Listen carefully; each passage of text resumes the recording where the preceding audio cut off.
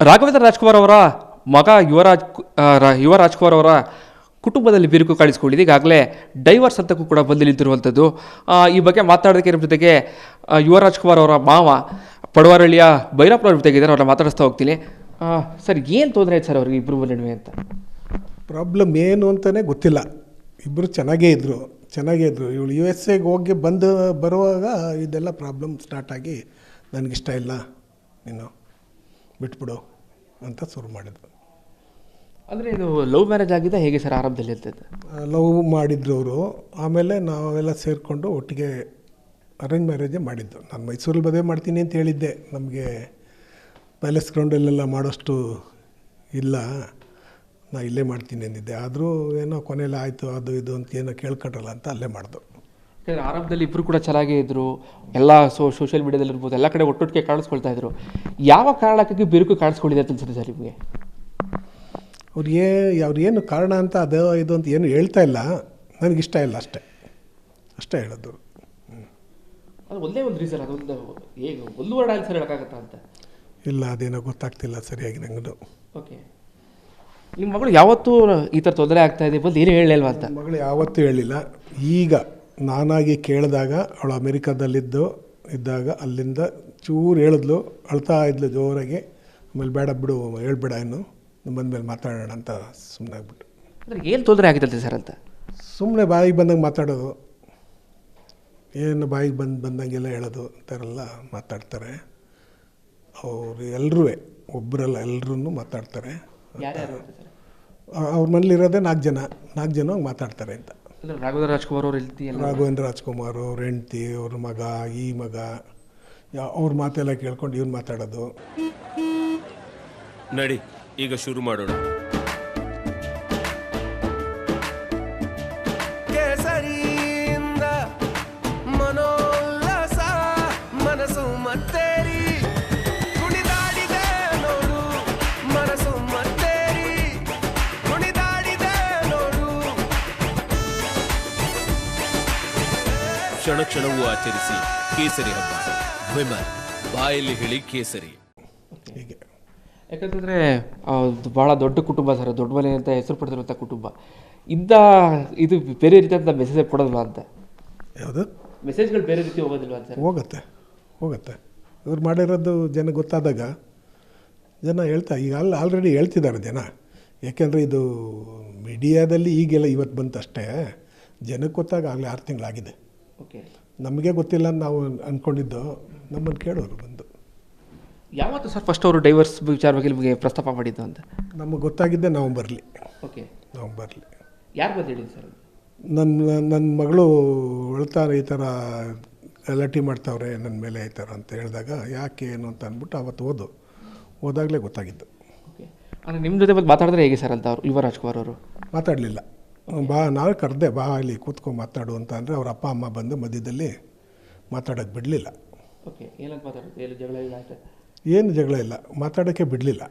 ನಾವು ಸುಮ್ಮನೆ ಕೂತಿದ್ದು ಸ್ವಲ್ಪ ಹೊತ್ತು, ನಿನ್ನ ಭಾವ ಮೈಸೂರಿಗೆ ಅಂತ ಅಂದ್ಬಿಟ್ಟು ಬಂದ್ಬಿಟ್ಟೆ. ಶಿವರಾಜ್ ಕುಮಾರ್ ಇದ್ದಾರೆ ಸರ್ ಅವ್ರ ಫ್ಯಾಮಿಲಿಯಲ್ಲಿ, ಅವ್ರಿಗೆ ವಿಚಾರ ಗೊತ್ತಾಗಿದೆ ಹೇಗೆ ಸರ್ ಅಂತ? ಅದ್ರ ಬಗ್ಗೆ ಗೊತ್ತಿಲ್ಲ. ಇವತ್ತೇನೋ ಟಿ ವಿಲಿ ಹೇಳ್ತಿರೋ ನಂಗೆ ಗೊತ್ತಿಲ್ಲ ಅಂತ. ನೀವು ಒಂದು ಟ್ರೈ ಮಾಡಿಲ್ಲ ಸರ್ ಮಾತಾಡೋದಕ್ಕೆ? ಒಂದು ಸಾರಿ ಟ್ರೈ ಮಾಡಿದೆ, ಅದಾಗಲಿಲ್ಲ. ನೆಕ್ಸ್ಟ್ ಮಗಳು ಬಂದಮೇಲೆ ಹೋಗೋಣ ಅಂತ ಸುಮ್ಮನೆ ಅದೇ. ಯಾಕಂದರೆ ಅವ್ರು ಇಡೀ ಫ್ಯಾಮಿಲಿಯಲ್ಲೇ ಟೇಕ್ ಕೇರ್ ಮಾಡ್ತಾ ಇರೋದೀಗ ಅಶ್ವಿನಿ ಪುನೀತ್ ರಾಜ್ಕುಮಾರ್ ಸರ್. ಅವ್ರಿಗೆ ಈ ವಿಚಾರ ಗಮನಕ್ಕೆ ಬಂದಿದೆ ಸರ್ ಅಂತ? ಗೊತ್ತು, ಅಶ್ವಿನಿ ಅವ್ರಿಗೆ ಚೆನ್ನಾಗಿ ಗೊತ್ತು. ಅಶ್ವಿನಿ ಅವರು ಅವ್ರಿಗೆ ಸಾಕಷ್ಟು ಬುದ್ಧಿ ಹೇಳಿದ್ದಾರೆ, ಮಾತು ಆಡಿದ್ದಾರೆ, ಎಲ್ಲ ಥರದಲ್ಲೂ ಹೇಳಿದ್ದಾರೆ.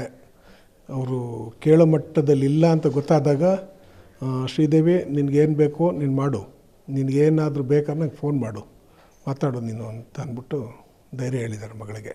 ಯಾಕಂದರೆ ಯುವರಾಜ್ ಕುಮಾರ್ ಈಗ ಫಿಲಮ್ ಇಂಡಸ್ಟ್ರಿಯಲ್ಲಿ ಬೆಳೀತಾ ಇದ್ರಬೋದು, ಈಗ ಒಂದು ಸಿನಿಮಾ ಕೂಡ ಮಾಡಿದ್ರು, ಸಾಕಷ್ಟು ಹೆಸರು ಬರ್ತಾ ಇತ್ತು. ಎಲ್ಲೋ ಅದೇ ತೊಂದರೆಗಳಾಗ್ತಿದೆ, ಅದರಿಂದಲೇ ತೊಂದರೆ ಆಯ್ತಾ ಸರ್ ಅಂತ? ಹೆಸರು ಬರ್ತಾ ಇದೆ ಆರಂಭದಲ್ಲಿ. ಇದೆಲ್ಲ ಮಾಡಿದ್ರೆ ಹೆಸರಲ್ಲಿ ಬರ್ತದೆ, ಹೆಸರು ಬರಲ್ಲ, ಅಲ್ಲಲ್ಲೇ ಹೊಟ್ಟೋಗುತ್ತೆ ಅದು. ಯಾಕಂದರೆ ಪುನೀತ್ ರಾಜ್ಕುಮಾರ್ ಅವ್ರನ್ನ ಫೇಸ್ನ ಅವರಲ್ಲಿ ನೋಡ್ತಾ ಇದ್ದಾರೆ ಅಂತೇಳಿ ಜನ ರಿಸೀವ್ ಮಾಡ್ತಾ ಇದ್ದಾರೆ. ಜನ ಹೇಳ್ತಾರೆ ಅಷ್ಟೇ. ಪುನೀತ್ಗೆ ಇವ್ರನ್ನ ಕಂಪೇರೇ ಮಾಡೋಂಗಿಲ್ಲ, ಹೋಲಿಕೆ ಮಾಡೋಗೇ ಇಲ್ಲ. ಪುನೀತ್ ಅವರು ನಿಂತು ಮದುವೆ ಮಾಡಿಸ್ತಂಥ ಮದುವೆ ಇದು. ಪುನೀತ್ ಅವ್ರನ್ನ ಮದುವೆಗೆಲ್ಲ ಓಡಾಡಿ ಮಾಡಿದ್ದಾರೆ, ಅವ್ರು ಮಾಡಿದ್ದಾರೆ. ನನ್ನ ಮಗಳು ಕಂಡ್ರು ಅಷ್ಟೇ ಪ್ರೀತಿ ಇತ್ತು. ನನ್ನ ಮಗಳಿಗೆ ಏನಾದರೂ ಹೇಳಿದ್ರೆ ನನ್ನ ಮಗಳು ಹೋಗೋದು, ಮಾತಾಡೋದು, ಅಕಾಡೆಮಿಗೆ ಹೋಗೋದು, ಅದು ಎಲ್ಲ ನೋಡೋದು ಎಲ್ಲ ಮಾಡ್ತಾಯಿದ್ರು. ಅವರಿದ್ದರೆ ಸಮಸ್ಯೆ ಬಗೆಹರಿತಿತ್ತು. ಖಂಡಿತ ಏನು ಸಮಸ್ಯೆ ಆಗ್ತಿರಲಿಲ್ಲ. ಅಂದರೆ ಪುನೀತ್ ಅವರು ಮಿಸ್ ಮಾಡ್ಕೋತಾ ಇದ್ದಾರೆ ಹಾಗಾದ್ರೆ. ಹೌದು, ಪುನೀತಿದ್ರೆ ಯಾವ ಪ್ರಾಬ್ಲಮ್ ಆಗ್ತಿರಲಿಲ್ಲ. ಓಕೆ. ಅವರು ಕುಟುಂಬದಲ್ಲಿ ಈಗ ಒಂದು ಅಕಾಡೆಮಿ ನಡೆಸ್ತಾ ಇದ್ದಾರೆ, ಅದೆಲ್ಲವೂ ಕೂಡ ನಿಮ್ಮ ಸೊಸೈಟಿ ನಿಮ್ಮ ಮಗಳೇ ನಡೆಸ್ತಾ ಇದ್ದದ್ದು ಅಂತ. ಅಕಾಡೆಮಿ ಓಪನ್ ಮಾಡಿದ್ದೆ ನನ್ನ ಮಗಳು, ಅದನ್ನು ನಡ್ಸ್ಕೊಂಡು ಹೋಗ್ತಿದ್ದದ್ದು ನನ್ನ ಮಗಳೇ. ಓಕೆ. ಅದರಿಂದ ಅವ್ರ ಮನೆಗೆ ತುಂಬ ಹೆಲ್ಪ್ ಆಗಿತ್ತು. ಓಕೆ. ಹಾಗೆ ಅಂದರೆ ಸಮಸ್ಯೆಗಳ ಬಗೆಹರಿತಾ ಈಗ ಅವ್ರದ್ದೆಲ್ಲ ಬಗೆಹರಿತಿತ್ತು ಅಷ್ಟೇ. ಇವರು ಬಗೆಹರಿಸಿದ್ರೆ ಅವರು ಇನ್ನೊಂದು ಕಡೆಯಿಂದ ಜಾಸ್ತಿ ಮಾಡ್ಕೊಂಡು ಬರ್ತಿದ್ರು. ಓಕೆ. ನಿಂದೇನಲ್ಲ ಅಕಾಡೆಮಿ ನಂದು ಅಂತ ಎಮ್ಮ ಶುರು ಮಾಡಿದ್ದಾರೆ ಈಗ. ಓಕೆ. ಇಲ್ಲಿ ತನಕ ಇರಲಿಲ್ಲ, ಇಲ್ಲಿವರೆಗೇನು ಇರಲಿಲ್ಲ. ನಿಂದಲ್ಲ ಅಕಾಡೆಮಿ ನಂದು ಅಂತ ಎಮ್ಮ ಆ ಥರ ರಾಶ ಮಾತಾಡಿಕೊಂಡು ಅದು ಈ ಥರ ಆಗಿದೆ ಈಗ. ಆ ಡೈವರ್ಸ್ ನೋಟಿಸಲ್ಲೂ ಕೂಡ ನಮಗೆ ಬೆಲೆ ಕೊಡ್ತಾ ಇರಲಿಲ್ಲ, ಈ ರೀತಿಯಾದಂಥ ಕಂಪ್ಲೇಂಟ್ಸ್ ಎಲ್ಲ ಬರೆದಿರುವಂಥದ್ದು ಸರ್. ನಮ್ಮ ಮಕ್ಕಳಿಗೆ ಅದೆಲ್ಲ ಆ ಥರದ್ದೆಲ್ಲ ನಾವು ಕಲಿಸಿಲ್ಲ. ನನ್ನ ಮಗಳು ಆ ಥರ ಮಾತಾಡೋದೂ ಇಲ್ಲ. ಆ ಥರ ಮಾತಾಡಿದರೆ ಅವರು ಈ ಥರ ಬಾಲ ಬಿಚ್ಚಕ್ಕೆ ಆಗ್ತಿರ್ಲಿಲ್ಲ. ನನ್ನ ಮಗಳು ಮಾತಾಡದೆ ಅವ್ರಿಗೆ ಗೌರವ ಕೊಟ್ಟೋದಕ್ಕೆ ಹಿಂಗಾಗಿರೋದು. ಅಂದರೆ ನೀವು ಇದನ್ನು ಈಗ ಸರಿಪಡಿಸುವಂಥ ಕೆಲಸಕ್ಕೆ ಮುಂದಾಗ್ತೀರಾ ಹೇಗೆ ಸರ್ ಅಂತ? ಯಾಕೆಂತಂದರೆ ಒಂದು ಸಂಸಾರ, ಆ ಸಂಸಾರ ಹೊಡೆಯೋದು ಸರಿ ಆದರೆ ನನಗಂತೂ ತುಂಬ ಸಂತೋಷ. ಓಕೆ. ಕಾನೂನಿಗೆ ಮೂಲಕನೇ ನಾವು ಸರಿಪಡಿಸಿದ್ರೆ ಹೇಗೆ ಸರ್? ಇದು ಕಾನೂನು ಮೂಲಕನೇ ಆಗಬೇಕು ಅಂತ ಅನಿಸುತ್ತೆ. ಓಕೆ. ಅಂದರೆ ನೀವೇನಾದ್ರು ಬುದ್ಧಿ ಹೇಳುವಂಥ ಕರೆದು ಮಾತಾಡುವಂಥ ಕೆಲಸಕ್ಕೆ ಮುಂದಾಗ್ತೀರಾ ಹೇಗೆ ಸರ್ ಅಂತ? ಕರೆದ್ರೆ ಬರ್ತಾ ಇಲ್ಲ. ಹಾಗೆ USA ಗೆ ಸರ್ ಮಗಳು ಹೋಗಿರೋ ಸರ್ ಅಂತ ಈ ಇದರಲ್ಲಿ ಹೈಯರ್ ಸ್ಟಡಿ ಅಂತಂದ್ಬಿಟ್ಟು ಹೋಗಿದ್ದಾಳೆ. ಅವಳು MBA ಮಾಡಿದ್ಲು. MBAಗೆ ಸಂಬಂಧಪಟ್ಟಾಗೆ ಬಿಸ್ನೆಸ್ ಅಲ್ಲಿ ಅದು ಏನೋ ಕೋರ್ಸ್ ಹೇಳಿದ್ಲು, ಅದು ಮಾಡೋಕ್ಕೆ ಹೋಗಿದ್ದು. ಯಾವ ಬರ್ತಾರೆ ಸರ್? ಕೋರ್ಸ್ ಮುಗೀತೀಗ, ಈ ತಿಂಗಳು ಬರ್ಬೋದು. ಏನೋ ಇನ್ನೊಂದು ರಿಸರ್ಚ್ ಏನೋ ಕೊಟ್ಟಿದ್ದಾರಂತೆ, ನಾನು ರಜಾ ಹಾಕ್ಕೊಂಡು ಬರ್ತೀನಿ ಅಂತ ಹೇಳಿದ್ದಾಳೆ. ನಮ್ಮದೊಂದು ಆಶೆ ಆದರೆ ಸರ್, ಕರೆದು ಕೂರಿಸಿ ಒಂದು ಬಗೆಹರಿಸಿದ್ರೆ ಒಳ್ಳೆಯದು ಅಂತ ಸರ್. ಅಲ್ಲ, ಆತನಿಗೆ ನಮ್ಮ ಫಿಲಮ್ ಡೈರೆಕ್ಟ್ರು, ಪ್ರೊಡ್ಯೂಸರು ಅವರೆಲ್ಲರೂ ಬುದ್ಧಿ ಹೇಳಿದ್ದಾರೆ ಹೋಗು ಅಂತ. ಈಗ ಅಲ್ಲಿದ್ದಾಳಲ್ವ ಅಮೇರಿಕದಲ್ಲಿ, ಹೋಗ್ಬೇಕು ನೀನು, ಹೋಗು, ಫಿಲಮ್ ರಿಲೀಸ್ ಆದ ತಕ್ಷಣ ನೀನು ಹೋಗಬೇಕು ಅಂತ ಅವ್ರಿಗೆ ವಾರ್ನ್ ಮಾಡಿದರು. ನಮ್ಮ ಎದುರುಗಡೆನೇ ವಾರ್ನ್ ಮಾಡಿದರು ಹೋಗಬೇಕು ಅಂತ. ಆತ ಹೋಗಲಿಲ್ಲ.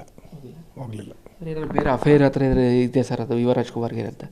ಅದೇನೋ ಇರ್ಬೋದೇನೋ, ಅದು ಗೊತ್ತಿಲ್ಲ ಸರಿಯಾಗಿ. ಓಕೆ. ಅದ್ರ ಬಗ್ಗೆ ಕೇಳಿಲ್ಲ ನೀವೇನೋ? ಅದೆಲ್ಲ ಇಟ್ಕೊಂಡ್ರೆ ಕೆಟ್ಟ. ಓಕೆ. ಅಷ್ಟೇ. ಅಂದರೆ ನೀವು ಸರಿಪಡಿಸೋ ಪ್ರಯತ್ನ ಮಾಡ್ತೀರಾ ಸರ್ ಕೊನೆಯದಾಗಿ? ಮಾಡ್ತೀನಿ. ಓಕೆ. ಇದಿಷ್ಟು ಯುವರಾಜ್ ಕುಮಾರ್ ಅವರ ಮಾವ ಪಡವರಳ್ಳಿಯ ಭೈರಪ್ಪನವರ ಮಾತುಗಳು. ಅಂದರೆ ಸಾಕಷ್ಟು ಅವರೆಲ್ಲ ಕರೆದಿ ಮಾತಾಡಿಸುವಂಥ ಪ್ರಯತ್ನವನ್ನು ಮಾಡ್ತೀನಿ, ಆದರೆ ಇಲ್ಲಿವರೆಗೂ ಕೂಡ ರಾಘವೇಂದ್ರ ರಾಜ್ಕುಮಾರ್ ಇರ್ಬೋದು, ಅವರ ತಾಯಿ ಇರ್ಬೋದು, ಯಾರು ಕೂಡ ನಮ್ಮ ಮಾತೆಲ್ಲ ಕೇಳ್ತಾ ಇಲ್ಲ, ಸಾಕಷ್ಟು ತೊಂದರೆಗಳನ್ನ ಕೊಡ್ತಾ ಇದ್ದಾರೆ. ಸೊ ಹೀಗಾಗಿ ಅವರೇ ಕೂಡ ನೋಟಿಸ್ ಎಲ್ಲ ಕಳಿಸಿದ್ದಾರೆ. ಎಲ್ಲವನ್ನು ಕೂಡ ನಾವು ಕಾನೂನಿನ ಮೂಲಕವಾಗಿ ಬಗೆಹರಿಸ್ಕೊಳ್ತೇವೆ. ಮಾತುಕತೆಗೆ ಬಂದರೆ ಈ ಒಂದು ಸಮಸ್ಯೆಯನ್ನು ಬಗೆಹರಿಸೋದಕ್ಕೆ ನಾವು ಕೂಡ ಸಿದ್ಧ ಇದ್ದೇವೆ ಅಂತ ಹೇಳ್ತಾರೆ. ಜೊತೆಗೆ ಪುನೀತ್ ರಾಜ್ಕುಮಾರ್ ಇದ್ದಿದ್ರೆ ಈ ಒಂದು ಸಮಸ್ಯೆ ಇಲ್ಲಿ ಬರ್ತಾ ಇಲ್ಲ ಅನ್ನೋ ಮಾತುಗಳು ಕೂಡ ಹೇಳ್ತಾ ಇದ್ದಾರೆ.